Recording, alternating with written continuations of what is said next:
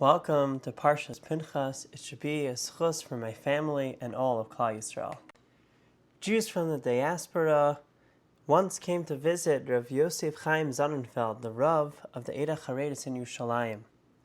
During their visit, one of them turned to Rav Zonnenfeld with a respectful but pointed question. Why do you speak so sharply to some of our fellow Jews? Isn't the path of tzaddikim to judge others favorably, to always advocate on behalf of Am Yisrael? So Rav Zonnenfeld responded with clarity and sincerity.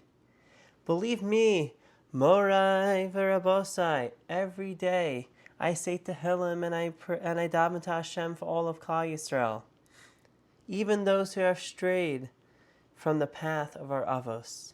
I beg Hashem to have mercy on them, to bring them back, to look at them with compassion. But that's between me and Hashem. When I see someone face to face doing something wrong, then I have a different obligation. I must rebuke, I must speak up, sometimes even with harsh words, not out of anger but out of love, to try to bring him back, or at the very least, to prevent others from being pulled down the same road.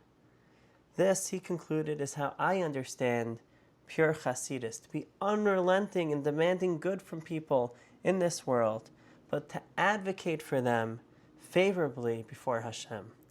Even if not everyone can accept rebuke today, Rav Zonnenfeld teaches us never to give up on a fellow Jew, not in speech and not in prayer.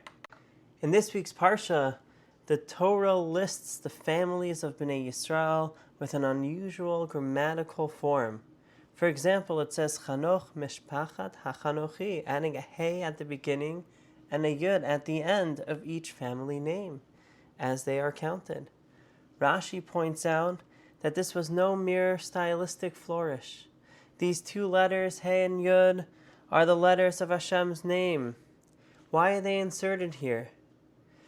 Rashi explains to testify that these families are truly Jewish, to reject the slander of those who might claim that after generations of slavery in Egypt, in Mitzrayim, perhaps not all the children born to the Jewish woman were fathered by Jewish men.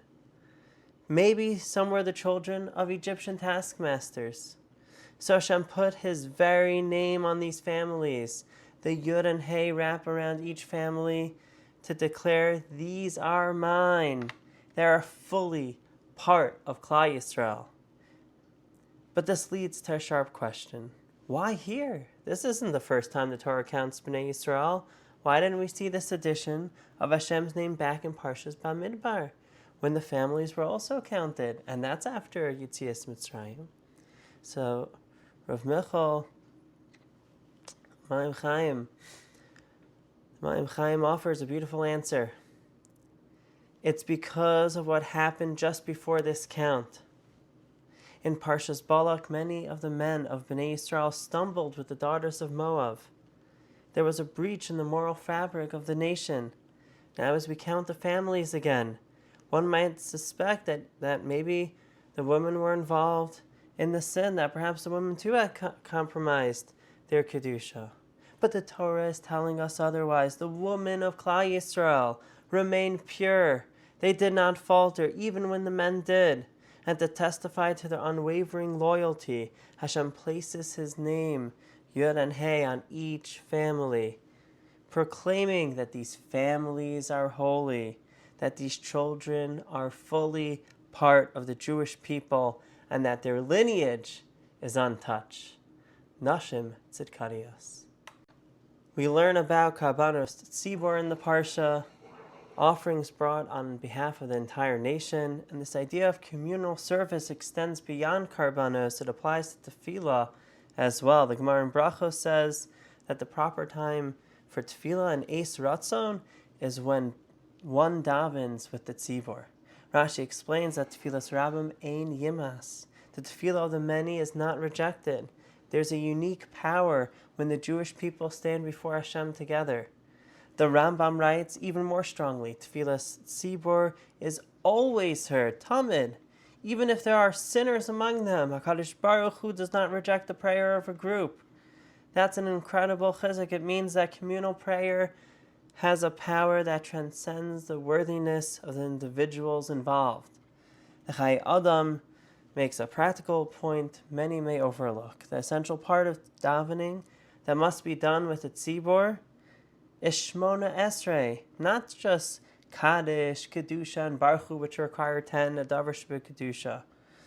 The heart of Tefillah is our standing before Hashem in silent Shmona Esrei is meant to be said together with the ציבור. What if someone can't make it to shul? The Shulchan Aruch provides a powerful insight. If one davens at the same time as the minyan, even from home, it is considered as if he davened with the minyan. It's still considered a tefillas tzibur. Have a wonderful Shabbos.